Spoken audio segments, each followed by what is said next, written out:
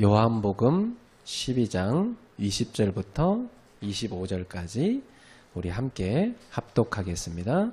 명절에 예배하러 올라온 사람 중에 헬라인 몇이 있는데 그들이 갈릴리 벳세다 사람 빌립에게 가서 청하여 이르되 선생이여 우리가 예수를 배웠고자 하나이다 하니 빌립이 안드레에게 가서 말하고 안드레와 빌립이 예수께 가서 여쭈니 예수께서 대답하여 이르시되 인자가 영광을 얻을 때가 왔도다. 내가 진실로 너에게 이르노니 한 알의 밀이 땅에 떨어져 죽지 아니하면 한 알 그대로 있고 죽으면 많은 열매를 맺느니라. 자기의 생명을 사랑하는 자는 잃어버릴 것이요 이 세상에서 자기의 생명을 미워하는 자는 영생하도록 보전하리라. 아멘. 네. 자, 오늘은 여기 예수님께 대답하신 23절에 나온 대로 인자가 영광을 얻을 때가 왔도다. 이것을 제목으로 하겠습니다. 인자가 영광을 얻을 때가 왔도다. 자, 그래서 오늘 메시지의 아주 포인트는 때입니다. 때가 왔다. 자, 도대체 무슨 때가 왔다는 건가? 이 요한복음은 계속 때 얘기를 하거든요. 아직 때가 아니야. 아직 때가 아니야. 때가 이르지 않았어. 그랬는데 때가 왔도다. 그렇단 말이죠. 그럼 도대체 무슨 때인가? 그죠? 여러분 인생에도 다 시간표라는 게 있잖아요. 그래서 예수님께서 정하신 때, 하나님이 정하신 그 때가 왔다는 겁니다. 그러면 우리는 본론에 들어가기 전에 지난주에 우리가 붙잡았던 말씀을 다시 한번 상기할 필요가 있습니다. 예수님은 뭘 타고 예루살렘에 들어가셨죠? 나귀 새끼를 타고 오신 왕. 이게 지난주 말씀의 제목이었습니다. 나귀 새끼를 타고 오셨다. 나귀도 아니고 나귀 새끼를 타고 왔어요. 이게 무슨 의미가 있죠? 스가랴 9장에 이 말씀을 뭐라고 표현했습니까? 예수님은 구원을 선포하러 오신 왕이요.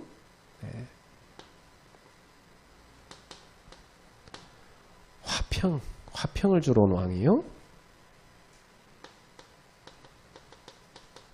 겸손의 왕이다. 이렇게 되어 있습니다. 자, 이것은 한마디로 말하면 뭘 의미하냐면 여러분이 쉽게 알아들으려면 이 표현은 바로 십자가를 말하구나 이렇게 알 수 있습니다. 십자가 속에는 뭐예요? 우리의 구원을 위한 희생이 포함되어 있고 십자가는 뭐죠? 하나님과 우리를 화평케 하고 유대인과 헬라인, 즉 유대인과 이방인을 화목케 하는 십자가고 바로 하나님이신 예수님이 왕이신 예수님이 이 땅에 낮아져서 그것도 나귀 새끼를 타고 백마 타고 오는 게 아니고 나귀 새끼를 타고 오셔서 우리를 위해서 십자가에 죽으시는 그 겸손. 그래서 이것은 뭐냐면 예수님의 사랑과 섬김, 사랑과 섬김의 십자가입니다. 사랑과 섬김의 십자가 사랑을 우리에게 가르쳐 줍니다. 누구를 위해서라고 그랬죠? 나를 위해서. 세상을 구원하기 위해서. 예수님이 나와 세상을 구원하기 위해서 십자가에 지신 것입니다. 이때 유대인들은 어떤 착각을 하고 있었죠? 이 예수님께서 로마로부터 우리를 해방시켜주고 우리에게 어마어마한 번영을 줄 것이라는 그러한 육신적인 메시아, 자신들을 육신적으로 번영케 해주는, 자신들 육신적으로 성공시켜주는 그런 메시아로 이들은 착각했습니다. 그렇죠? 정치적인 메시아, 경제적인 메시아. 자신들에게 먹을 걸 제공해주고 로마로부터 해방시켜줘요. 그래서 백마를 타고 쫙 떠나서 막 군대를 이끌고 와서 저 로마를 꽉 쳐부수고, 예수님 많은 표적을 행하시는 분이니까, 죽은 자도 살린 분이니까 그런 막 기적을 행하셔가지고 로마로부터 자기를 해방시켜줬을 줄 그런 육신적인 메시아로 이들은 생각했습니다. 그러나 예수님은 어떤 메시아로 오셨어요? 우리를 죄와 사망, 사탄 이 권세에서 여기서 해방시켜주는 어떤 메시아? 영적인 메시아. 이렇게 오신 것이었습니다. 이 메시아이신 그리스도가 어디에 찾아오신 거예요? 여러분의 심령 중심의 자리에 이분이 찾아오신 것입니다. 맞습니까? 네, 여러분 안에. 이 그리스도를 요한복음 1장 12절 영접하는 자, 그 이름 믿는 하나님의 자녀가 되는 권세를 주셨습니다. 그래서 주님은 두드리고 계시죠? 요한계시록 3장 20절에 볼지어다 내가 문 밖에 서서 두드리노니 누구든지 내 음성을 듣고 문을 열면 내가 그에 들어가 그와 더불어 먹고 그는 나와 더불어 먹으리라. 여러분 안에. 그래서 로마서 10장 9절 10절에 보니까 바로 예수님을 입술로 나의 주라고 신하고 마음으로 그가 나를 위해 죽었다 살았다는 것을 믿을 때 구원을 받는다 그랬습니다.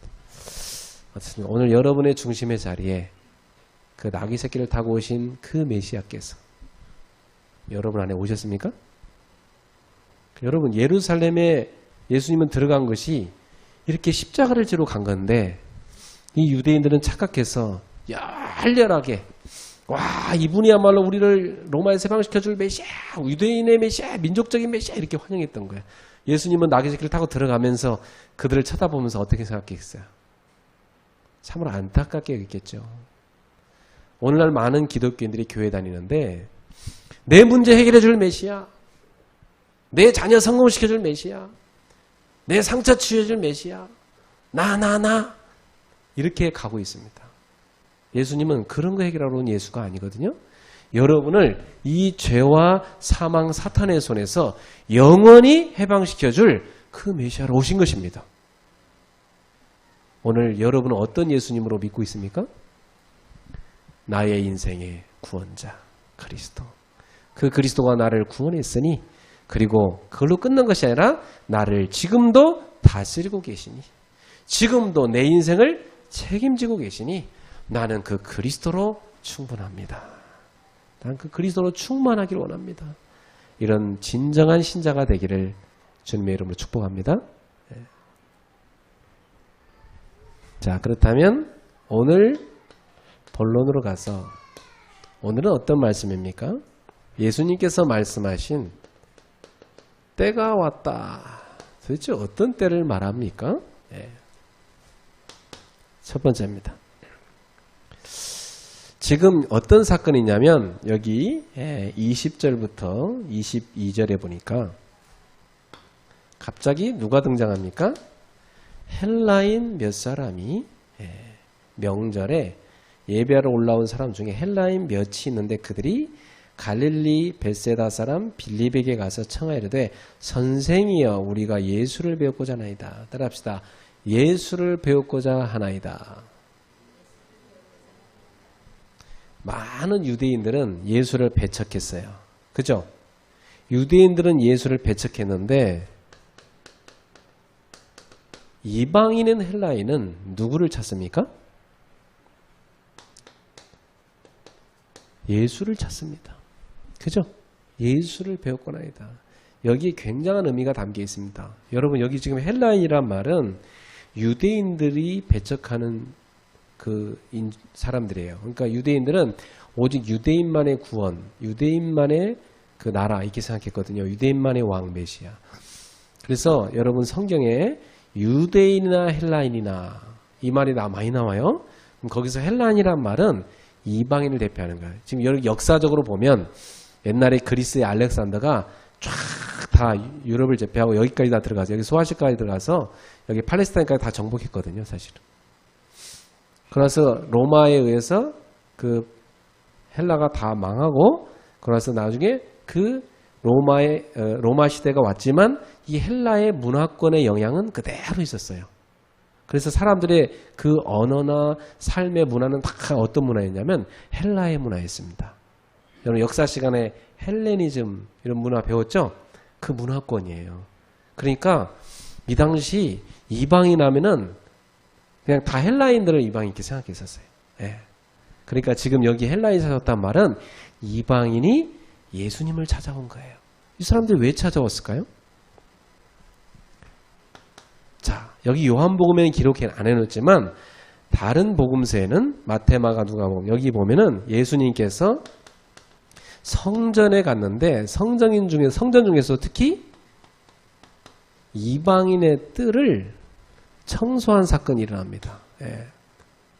청소라 하긴 좀 뭐한데 이게 무슨 사건이냐면 예수님 가서 쓸고 닦았다는 말이 아니라 이 이방인의 뜰에서 뭐하고 있어 사람들이? 그렇지. 예, 장사하고 있잖아. 그죠? 이 장사꾼들이 이방인의 뜰을 다 차지하고 뭐하고 있어? 여기에 돈 바꾸는 자들이 자기들 이익을 챙기고 있었죠. 이들 배후엔 누가 있었어요? 대제사장들. 그죠? 대제사장들이 이들을 내세워 장사를 싹 하게 했잖아요. 그렇죠? 그래서 그 돈을 다 챙겨 먹고 있었단 말이죠. 그러니까 이런 장사꾼들이 막 차지하고 있어요. 이방인의 뜰을. 여러분 이방인의 뜰을 하나님 왜 만들어놨어요? 자, 성전이 있게 있으면 성전에 본 뜰이 있어요. 그 뜰 가운데 이방인들이 와서 기도하는 뜰이 있어요.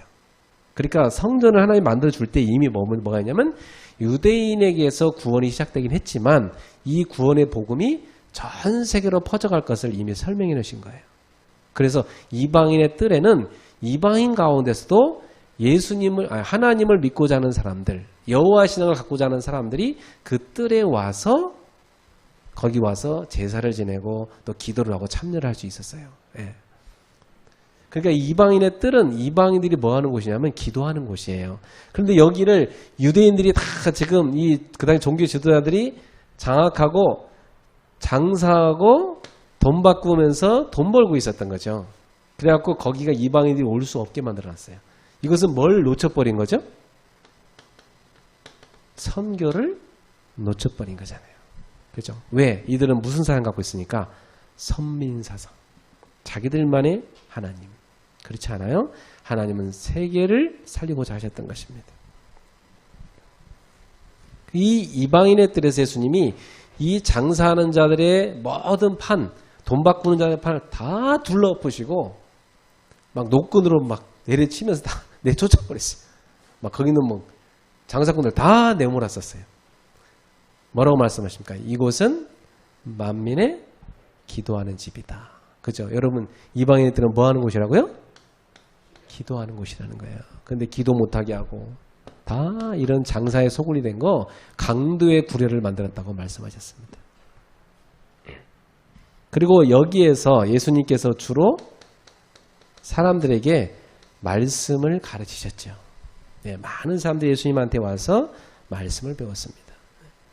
이런 모습을 이 헬라인들이 받고 들었겠죠. 네, 그래서 이 사람들은 예수님을 왜 찾아왔겠습니까? 예수님을 이 사람들은 메시아라고 생각했던 거죠. 아니면 선지자 중에 아주 위대한 선지자가 왔다고 생각했을 거예요. 그래서 예수를 만나고자 온 거예요, 사실은. 이 사람들은 이방인 가운데서 누구냐면 하나님을 경외하는 사람들이에요.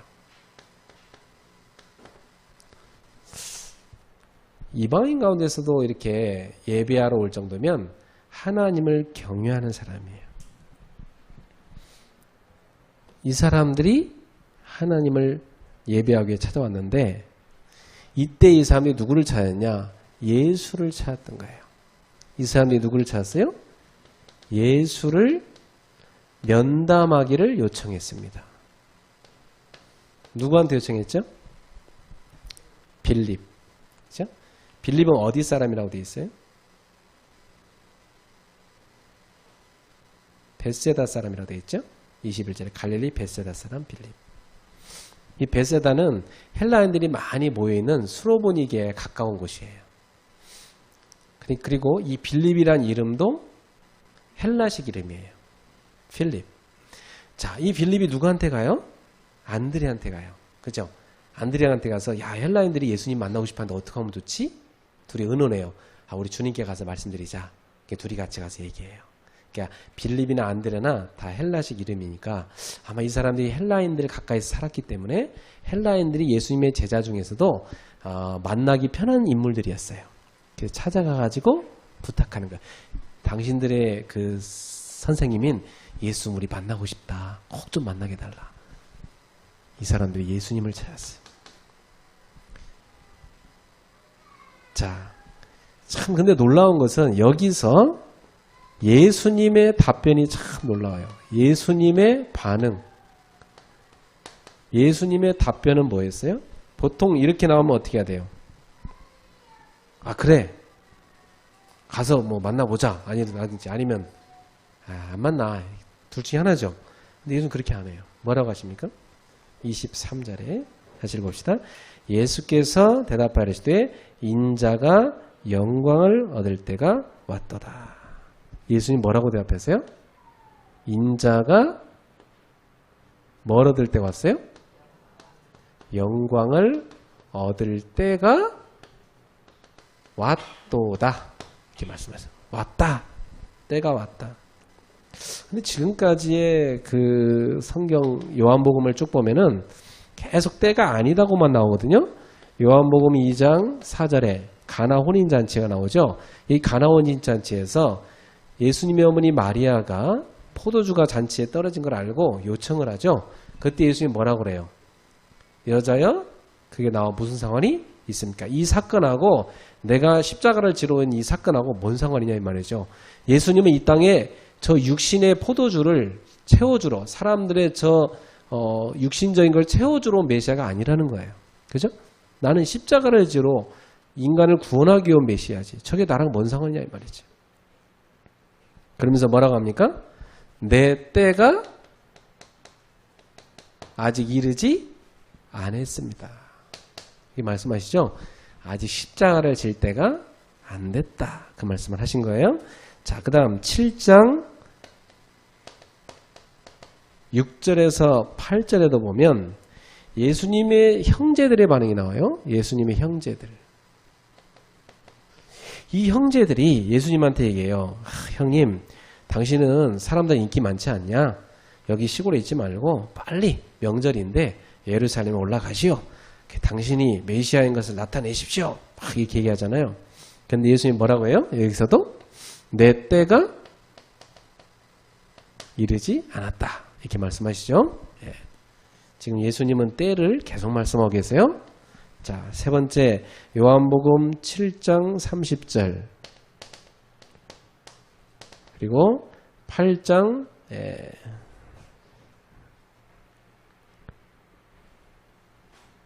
8장에도 보면 이렇게 나와 있는데 몇 절인지 내가 기억이 안 납니다. 자, 여기서도 뭐라고 하냐면 아직 때가 이르지 않았다 이렇게 말씀하십니다. 예. 이때는 언제냐면 종교 지도자들이 유대 종교 지도자들이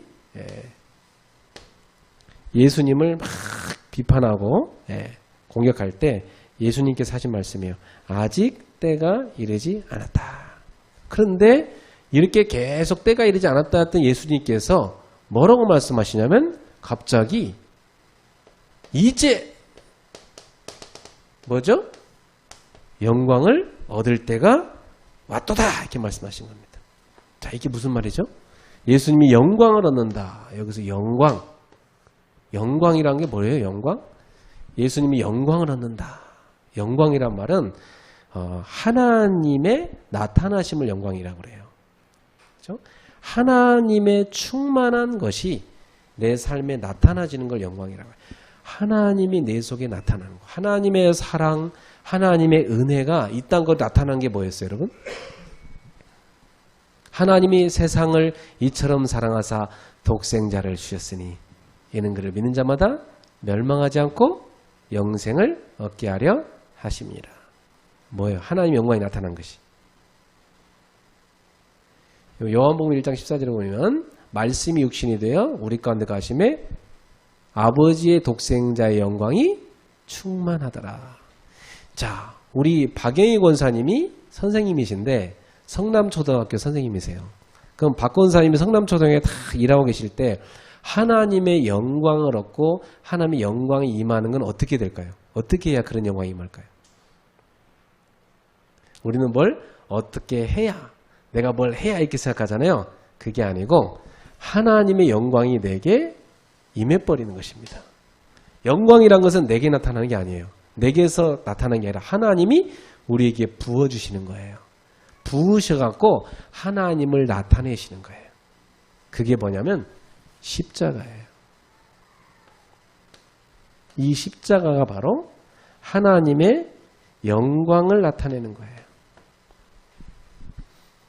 그래서 로마서 5장 8절에 우리가 아직 죄인 되었을 때 그리스도의 십자가에 죽으심으로 우리에 대한 자기 사랑을 확증하셨다. 여러분, 하나님이 우리를 사랑한다는 그 표현, 하나님의 사랑은 이렇다 하는 그 표현은 뭐예요? 여러분을 위해서 독생자 예수님을 보내신 것. 그러니까 독생자 예수 안에 영광이 충만한 것이고 그 그리스도께서 우리를 위해 십자가에 못 박혀 죽으시는 것. 그래서 이 그리스도의 십자가에 뭐가 풍성해져요? 하나님의 성품과 하나님의 사랑이 풍성해, 하나님의 능력이 쫙 나타나는 거예요. 십자가를 통해서 우리를 얽어맸던 죄와 사망, 사탄의 권세를 멸한 거니까. 그 십자가는 바로 하나님의 영광을 쫙 나타낸 것입니다. 그러니까 예수님은 지금 이제 영광을 얻을 때가 왔도다.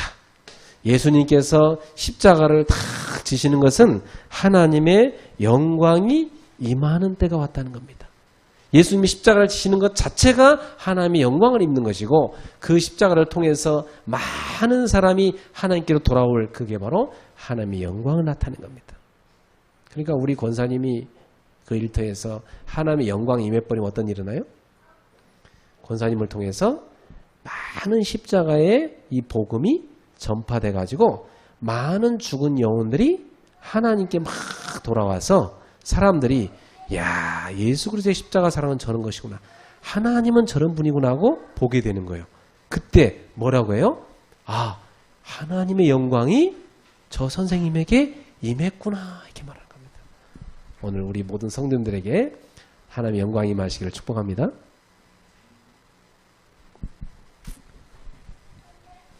자, 하나님의 이 때란 말은 하나님의 이 구원의 역사가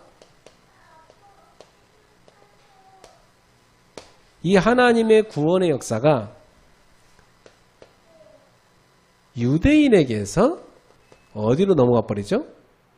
헬라인, 이방인에게로.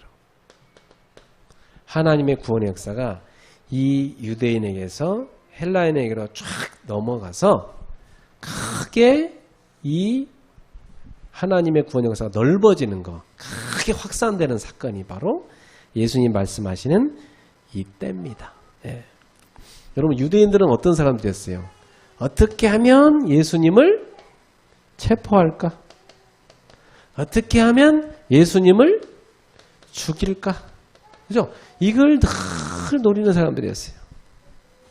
이 사람들은 눈도 가려지고 귀도 가려지고 예수님의 전한 복음을 전혀 알아들을 수 없어요. 다 가려져갖고.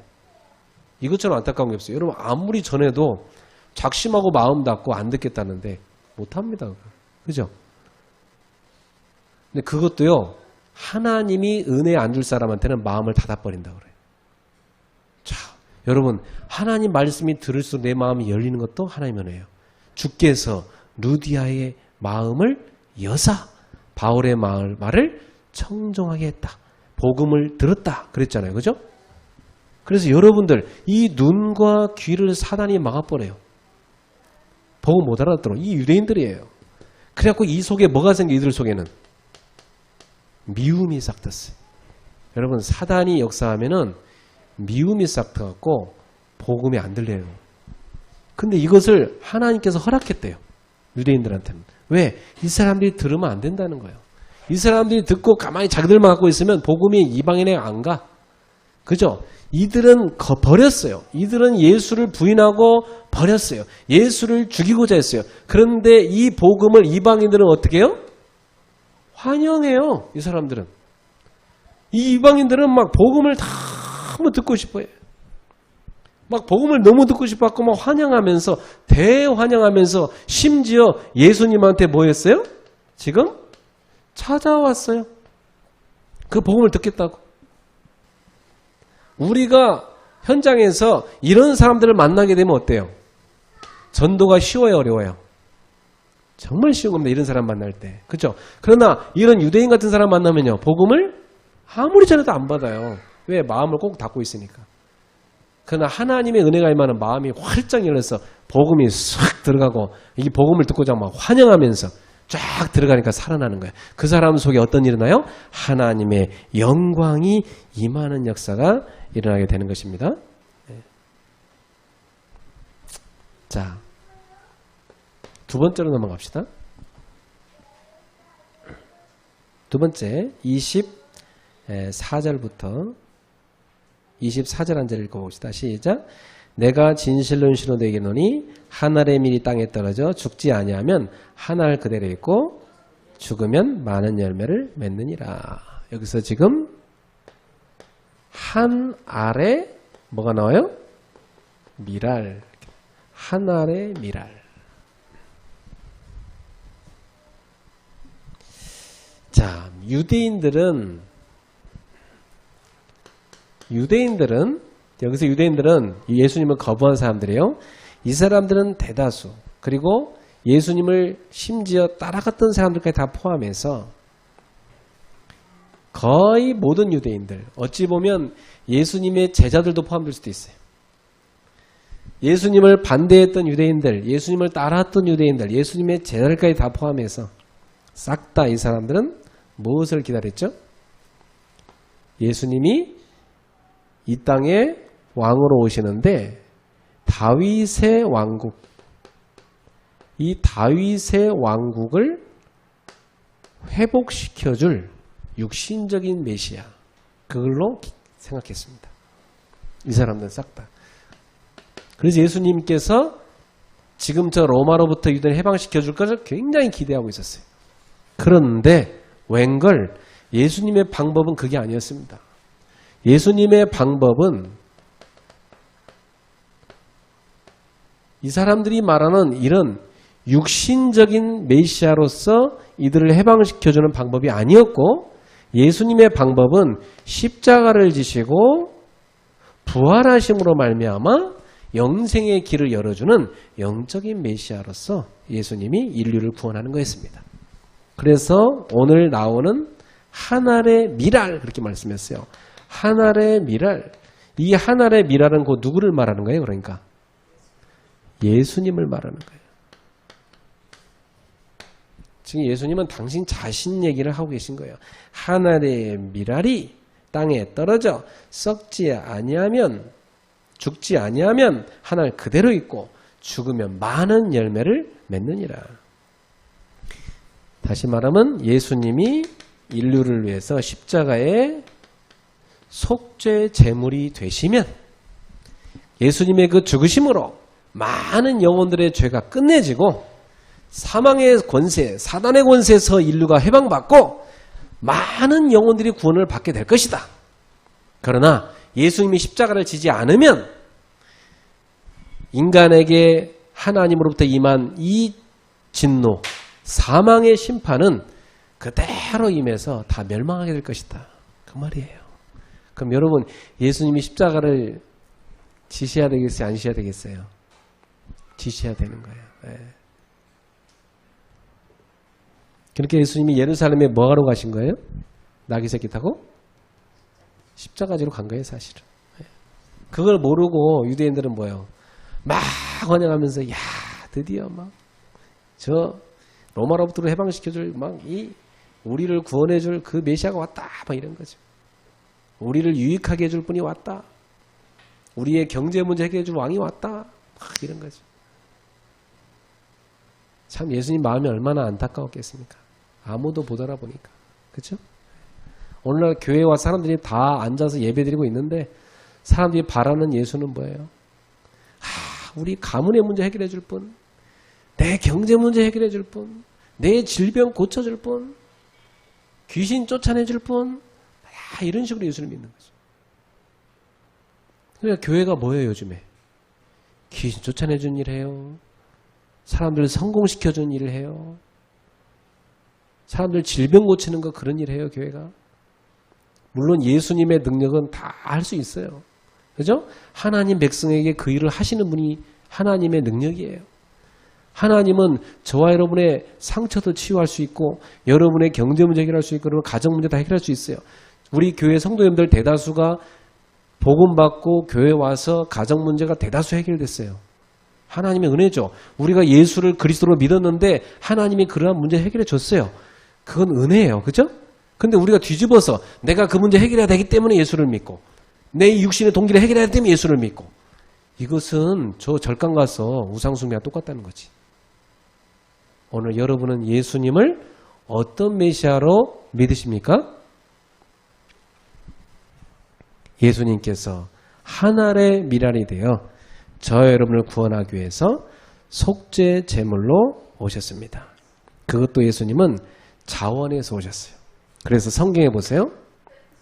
창세기 3장 15절에 여자의 후손이 와서 뱀의 머리를 상하게 하라. 거기서 후손이란 말이 무슨 말인지 아세요?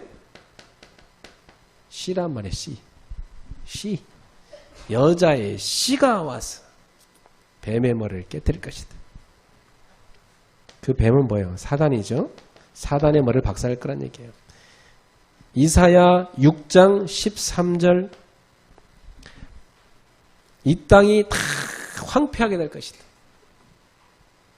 모든 남아있는 자가 있는데 10분의 1이 남아있는데 그것도 다 황폐하게 될 것이다. 밤나무, 상수리나무가 배임을 당하여도 그 그루터기가 남아있는 것 같이 거룩한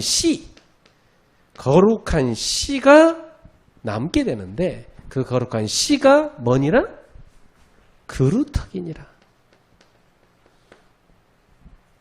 이 땅은 다 멸망하게 될 것인데 거기에 하나님의 거룩한 씨를 남겨놓는다. 씨를 심는다는 거예요. 이 씨는 어디서 와요? 하늘에서 거룩한 씨가 와서 땅에 박힌다는 거죠. 그게 뭐예요? 그루터기라는 거예요. 렘넌트라는 거예요. 거기서 뭐가 나요? 싹이 나요. 그래서 다시 숲을 이루고 살리게 될 거라는 거죠. 그러니까 여기 이사야 6장 13절의 씨나 창세기 3장 15절의 씨나 같은 씨입니다. 창세기 22장 17절 18절 하나님이 아브라함에게 약속했어요. 내 씨가 하늘의 별과 같고 바다의 모래와 같을 것이다. 그리고 내 씨로 말미암아 저 대적의 성을 정복하게 될 것이다. 내 씨로 말미암아 천하 만민이 복을 받게 될 것이다. 여러분 여기서 아브라함에 말씀하신 이 복이란 건 도대체 뭐예요? 여러분 성경에서 말하는 복이란 건 도대체 뭐예요? 구원을 말하는 거예요. 생명을 말하는 거예요. 내 씨로 말미암아 땅의 모든 족속들이 생명을 얻게 될 것이다. 그러니까 그 씨가 곧 뭐예요? 이 정도면 씨가 누군지 알아야지. 누구예요? 상상이 갑니까? 그래서 갈라디아서 3장 16절 한번 펼쳐봐요. 갈라디아서 3장 16절 같이 한번 읽어봅시다.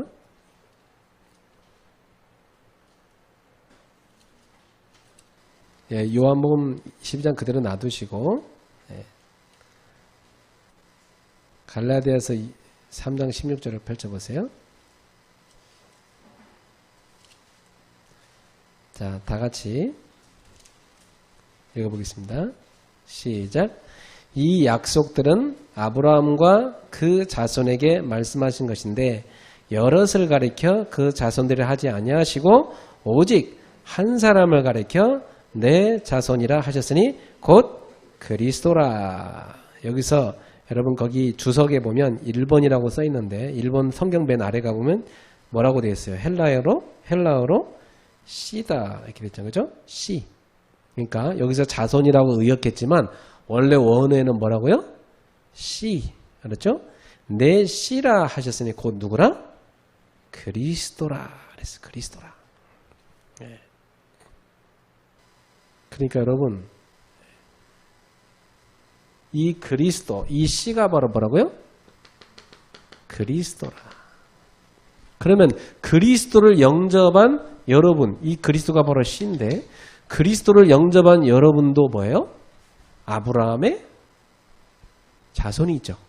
그죠? 그래서 성경은 혈통적인 아브라함의 자손을 하나님 백성이라 말하는 게 아니고 바로 거룩한 씨, 그리스도를 모신 사람이 바로 영적인 아브라함의 후손이라 이거예요. 여러분이 바로 하나님의 백성인 것이죠. 그래서 예수님께서 한 알의 밀이 땅에 떨어져 썩어져서 죽어져서 나중에 많은 열매를 맺게 하듯이 죄 없으신 예수님이 저와 여러분을 위해서 하나님의 씨로 이 땅에 오셔가지고 우리를 위해 십자가에 못 박혀 죽으심으로 말미암아 그 복음이, 그 구원이 유대인에게서 어디로? 이방인인 우리까지 흘러넘쳐 오게 됐고 우리를 통해서 흘러넘쳐 가게 되는 것입니다. 그래서 결국 여러분 보세요. 이 갈보리 십자가에, 갈보리산 위에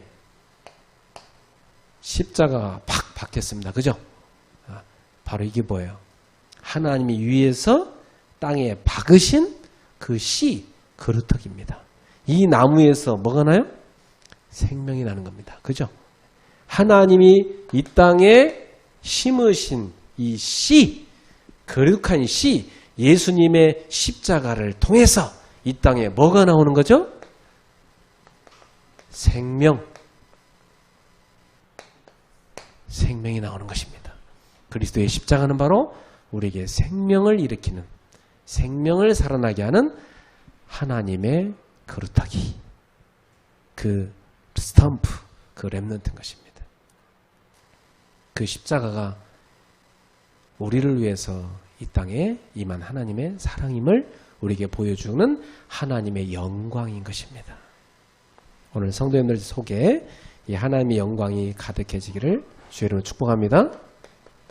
갈보리산, 이 갈보리산의 십자가, 바로 그것은 하나님이 우리에게 주신 거룩한 씨, 바로 그루터기다 하는 사실이, 그 나무 십자가에서 예수님이 죽어졌다는 표시로 피를 쏟으셨고 완전히 죽어졌죠. 그래서 무덤에 들어갔죠. 그런데 그 십자가는 바로 생명을 꽃피웠습니다. 그래서 그 생명의 그 빛이 우리에게 들어왔습니다. 여러분 속에 그 빛이 들어온 거예요. 여러분 십자가를 볼 때마다 우리는 뭘 보게 돼요? 아, 하나님의 영광이구나. 그죠? 저 십자가의 보혈로 내가 구원을 받았구나. 하나님의 사랑인 것입니다. 결론을 맺겠습니다. 마지막 25절을 결론으로 삼겠습니다. 같이 읽어봅시다.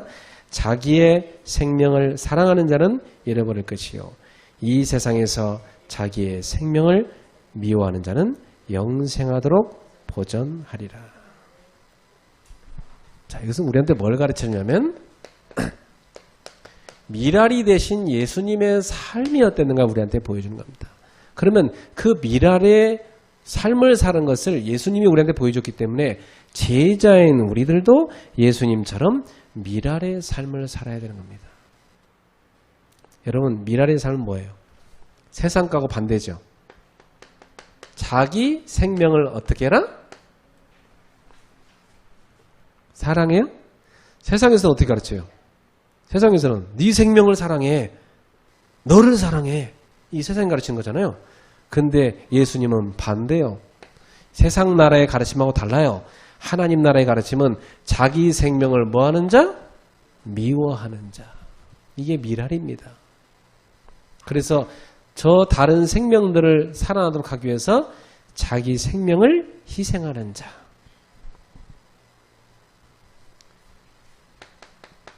세상은 뭐라고 그러지요?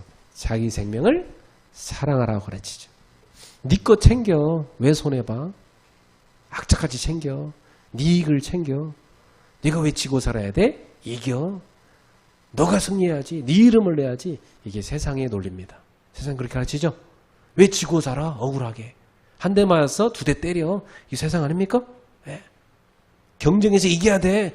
살아남으려면 악착같이 해야 돼. 남 5시간 잘 때 너는 4시간 자야 돼. 3시간 자야 돼. 이게 세상 방법 아닙니까? 그래서 세상을 앞질러 1등을 해야 돼. 세상 방법이잖아요. 자기 생명을 사랑해라. 이게 세상의 방법입니다. 세상의 가르침이죠. 그런데 뭐라고 여기서 예수님께서는 자기 생명을 사랑하는 자는 어떻게 해요? 잃어버릴 것이다. 자기 생명을 사랑하는 자는 잃어버릴 것이다. 자기 생명을 사랑하는 자는 예수님을 붙잡지 않죠.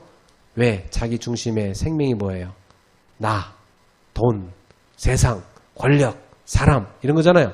내 자존심 다 그런 거잖아요. 이 세상에서 자기의 생명을 미워하는 자는 영생하도록 보자. 그 사람은 뭐예요? 영생을 얻게 되는 것입니다. 그래서 바로 예수님이 말씀하신 이 미랄의 삶은 뭐냐면 십자가의 삶이에요.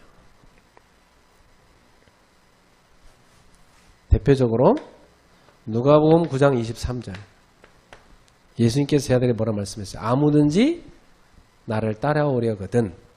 첫 번째, 주님을 따라가는 제자들이면 미랄의 삶을 살려면 첫 번째 뭐부터? 자기를 부인하고. 따라합시다. 자기를 부인해라. 부인하는 게 쉽지 않죠? 그죠? 항상 내가 주인 돼야 되고 내가 내 생각대로 해야 되는데 내게 올라오는 그 미움, 내게 올라오는 생각 부인하기 쉽지 않죠? 내게 올라오는 판단 다 틀린 건데도 그걸 붙잡고 있어요. 제 십자가를 지고 이걸 무슨 말이야? 자기 십자가를 지고 저나 여러분 모두에게 주님 뭘 줬다는 거죠? 십자가를 다 줬다는 거예요.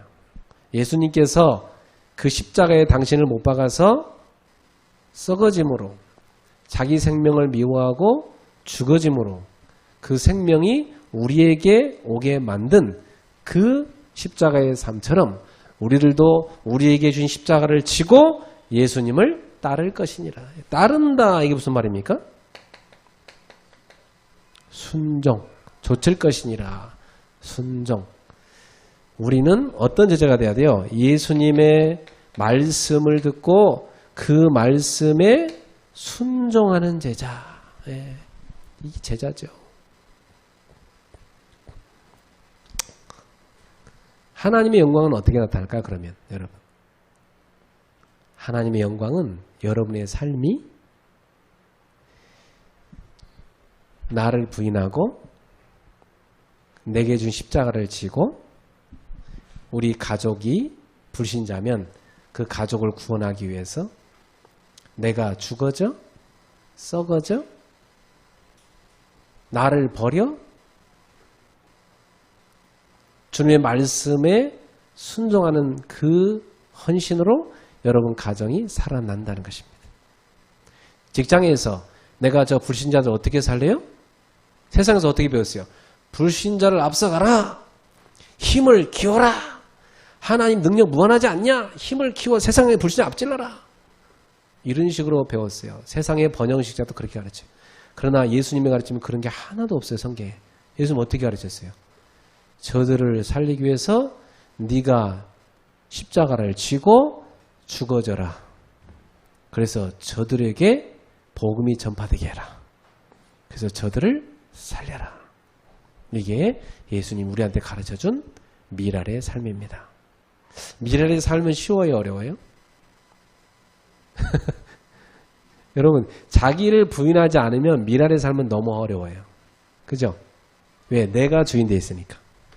오늘 이 그림을 잘 보세요. 이 그림 속에 주인의 자리에 내가 있는 사람은 절대 미랄의 삶을 못 살아요. 그죠? 그 주인의 자리에 그리스도를 모신 사람은 미랄의 삶이 사라지는 거죠. 그게 하나님의 뭐가 임한 거예요? 영광이 임한 거예요. 그죠? 하나님의 영광이 임한 겁니다. 예수님께서 말씀했어요. 내 때가 왔다. 어떤 때? 인자가 하나님의 영광을 얻을 때가 왔다. 이 말은 예수님께서 하나님의 큰 영광을 입어서 이제 자기를 십자가에 못 박아 죽여 많은 영혼을 살릴 때가 왔다는 겁니다. 이 복음이, 이 구원이 전 이방인의 그 세계로 퍼져갈 때가 왔다. 그 십자가의 복음이 막 퍼져가서 온 세상에 하나님의 나라를 이루는 그 중요한 때가 왔다. 그 전환점이 왔다는 것입니다. 우리는 부부끼리 싸울 때도 어때요? 조금 하는데 자존심 하나 지키려고. 그죠? 그때 막 힘겨루기 하고 십자가를 서로 앉으려고 자기 부인 안 하고 자기 주장하고. 그죠? 그런 곳에는 뭐요? 하나님의 나라가 세워지는 게 아니죠. 그건 세상 나라, 세상 나라. 그죠? 교회에서도 자기 주장 팍팍 펼치는 사람, 그 사람은 십자가 지는 게 아니죠. 여러분, 여러분의 현장에서 미랄의 삶이 시작되기를 축복합니다. 그 하나님의 은혜가 임하기를 바랍니다. 오늘 말씀을 갖고 우리는 삶에 어떻게 적용하면 좋을까요?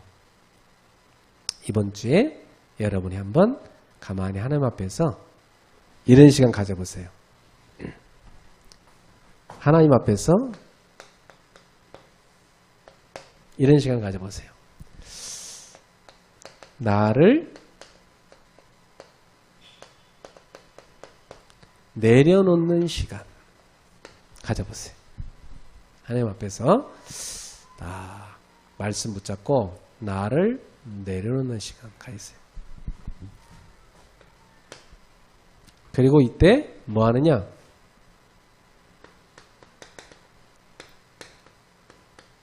그리스도를 여러분의 주로 고백하는 시간 가지세요. 고백하세요. 혹시 마음에 상처가 있는 사람, 또 갈등이 있는 사람, 힘겨운 문제가 있는 사람, 또 내 주장이 자꾸 나오는 사람, 불만, 미움 이런 게 나온다. 딱 내려놓으세요. 그건 사단이 준 생각이니까 딱 내려놓고 여러분이 그리스도를 딱 주로 고백하세요. 딱 나의 주로. 이때 어떤 일을 하느냐? 모든 흑암 세력이 꺾입니다. 이런 일을 합니다. 여러분이 다 이것만 했는데요. 주는 나의 그리스도십니다. 나의 주님이십니다. 딱 고백하는데 열은 붙잡고는 흑암이요. 확 눈노도 녹아내려 꺾여집니다. 승리하기 바랍니다. 딱 이렇게 하시고 딱 뭐 하냐면 이번 주 강단 말씀을 딱 붙잡고 여러분 묵상하세요.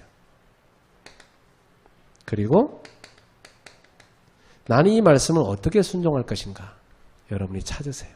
딱 놓고 한 주간 내내 음미하며 찾으세요. 묵상하면서. 그러면 여러분에게 어떤 일을 하느냐? 여러분의 삶이 하나님의 영광이 나타나는 삶이 될 것입니다. 하나님의 영광은 뭐냐? 내 삶 속에 그리스도가 나타나는 겁니다.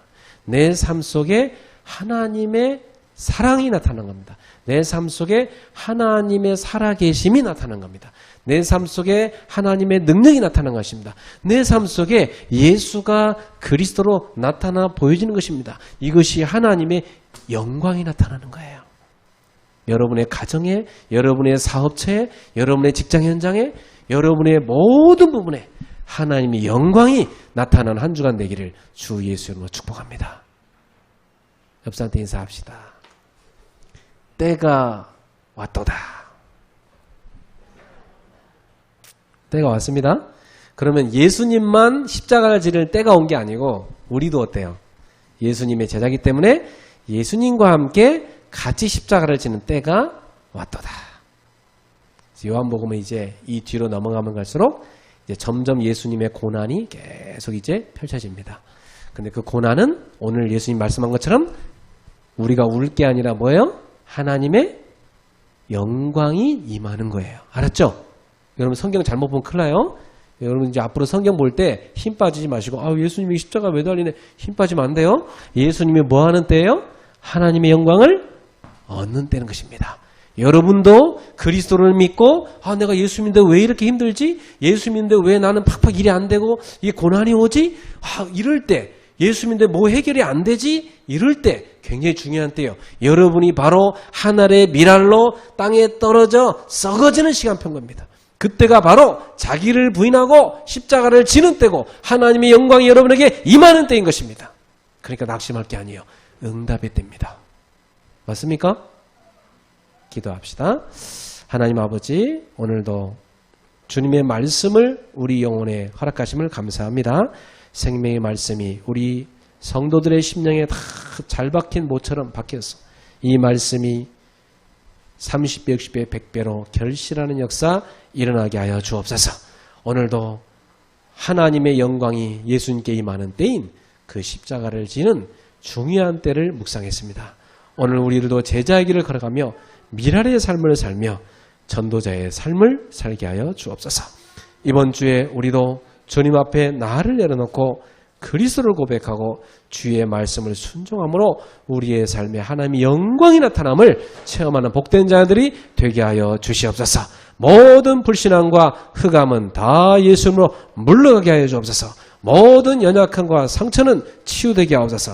현장에 덮친 모든 흑암 저주 재앙은 완전히 물러가게 하여 주옵소서. 예수님의 이름으로 기도옵나이다. 아멘.